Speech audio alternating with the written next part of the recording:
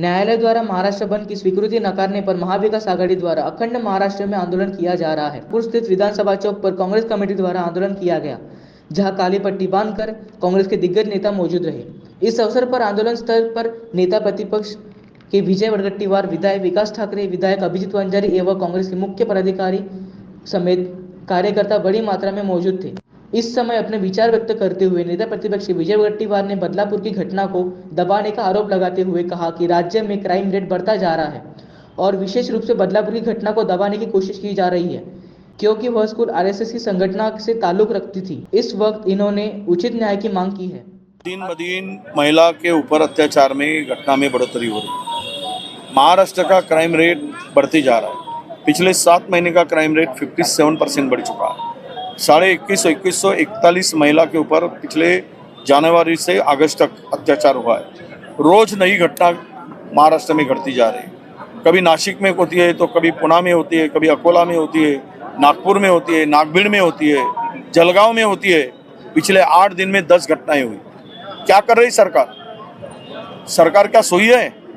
सरकार की जिम्मेदारी नहीं है कि ये सब रोकने के लिए, क्योंकि कानून व्यवस्था स्टेट के अंदर रही नहीं है। बदलापुर के घटना को तो पूरा दबाने का काम किया गया, क्योंकि वो आरएसएस और बीजेपी की संस्था थी।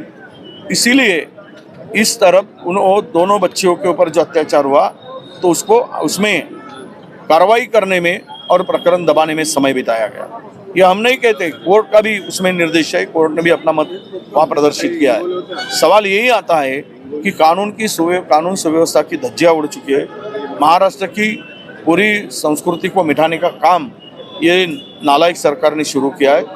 इसीलिए हम लोग ये सरकार का निषेध करके और ये घटना की पुनरावृत्ति न हो, ऐसी घटनाएं नहीं घटे, इसके तरफ सरकार का ध्यान आकर्षित करने के लिए और सरकार के कृति का निषेध करने के लिए आज हम काली पट्टी बांधकर सरकार का निषेध कर रहे हैं। जनता इनको खड्डे में डालेगी, ऊपर से मट्टी डालेगी। जनता तैयार बैठी है, इसीलिए डर के मारे इलेक्शन को आगे बढ़ा रही। ये सरकार जनता के लिए काम नहीं कर रही, पैसा कमाने के लिए और तिजोरी लूटने के लिए काम कर रही है। ये डकैतों की, चोरों की और लुटारों की सरकार है। 20% से लेकर तो 40% कमीशन खा रही है लोग।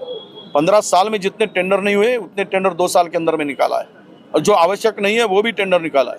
स्टेट के अंदर में अभी लाइबिलिटी 2,14,000 करोड़ की बढ़ा दी है। राज्य को कर्जा में डुबा दिया है, और जो जरूरत नहीं ऐसे टेंडर निकालकर वो गुजरात को दिए जा रहे हैं। 70% टेंडर आज तक गुजरात के कॉन्ट्रैक्टर को दिए हैं।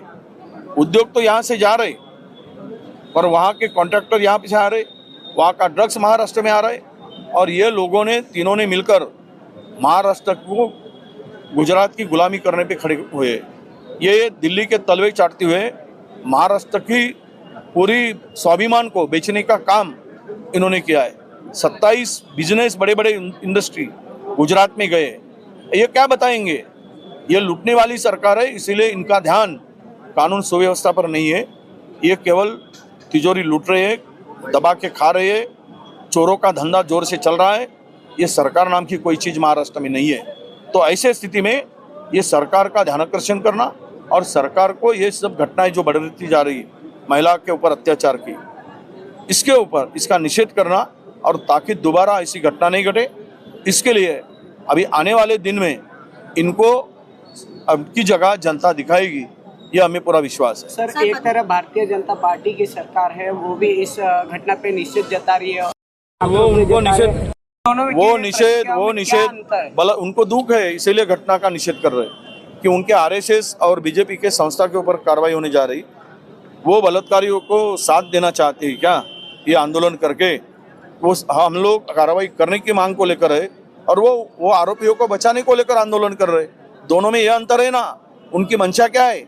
हम क्या बोल रहे हैं? हम ये बोल रहे हैं कि आरोपी पर सख्त कार्रवाई हो, उनको फांसी हो जाए, और सरकार इसमें नाकामयाब है तो उनका आंदोलन किस लिए है? वो बोलते हैं कि ये पॉलिटिकल मोटिवेटेड है। और पश्चिम बंगाल में जो हुआ, वो जो आंदोलन किया, वो भाजपा ने झंडे लगाकर, वो क्या था? वो नहीं था। इसके पहले उन्होंने ऐसे घटनाओं को लेकर आंदोलन किया। ये तो दो मुंह वाले सांप के बच्चे हैं। इनकी मंशा यही दिखती है, एक मुंह से अलग बात करो, दूसरे मुंह से अलग बात करो।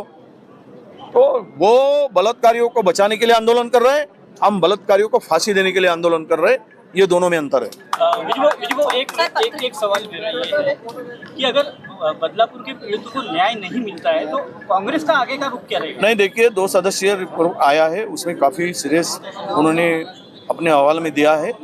हम लोग अगर 8 दिन के अंदर में भीतर में कार्रवाई नहीं होगी तो बदलापुर में जाकर ये संस्था चालक के ऊपर कार्रवाई नहीं होगी या शिक्षक के ऊपर नहीं होगी, जो जो जिम्मेदार है उनके ऊपर कार्रवाई नहीं होगी तो हम ठिया आंदोलन वहाँ बदलापुर में शुरू करेंगे और सरकार को कार्रवाई करने के लिए मजबूर करेंगे। सर, भाजपा महिला मोर्चा की प्रगति पाटिल ने आरोप लगाया है पत्रकार परिषद में कि लाडली बहन योजना को दमदार रिस्पांस मिला है जनता की ओर से राज्य में, तो इससे बौखलाकर कांग्रेस जो है बदलापुर के कांड पर जो है राजनीति कर रही है, ऐसा उनका कहना है, तो इस पर आप क्या कहना चाहिए? मैं वो पाटिल मैडम को बताना चाहता हूँ कि 2 साल लाडली बहना की याद क्यों नहीं आए? पार्लियामेंट में तुमको वोट की कड़की लगी तब बहन लाडकी तुमको याद आने लगी। तुम क्या सत्ता में इतने मशगूल थे क्या? महिला के ऊपर अत्याचार हो रही तो महिला करके तुम्हारा क्या रोल है? तुम क्या सत्ताधारी पार्टी के होने के नाते महिलाओं के अत्याचार के तरफ तुम क्या ध्यान नहीं दोगी और ऐसे बातें करोगी? और सवाल रहा लाडली बहन को कुछ देने का, मध्य प्रदेश में दिया ना उनकी सरकार ने, 3 महीने से उनको पैसे नहीं मिल रहे।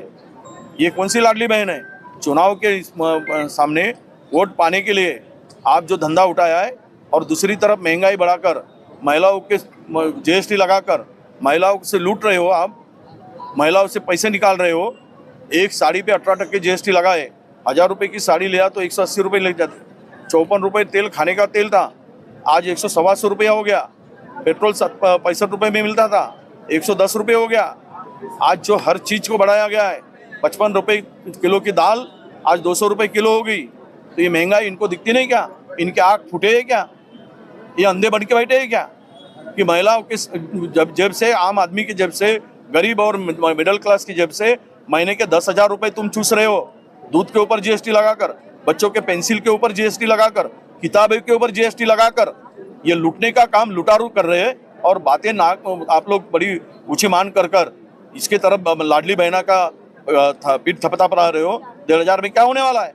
महिला की सुरक्षा महत्व की है या 1,500 रुपये इम्पोर्टेंट है?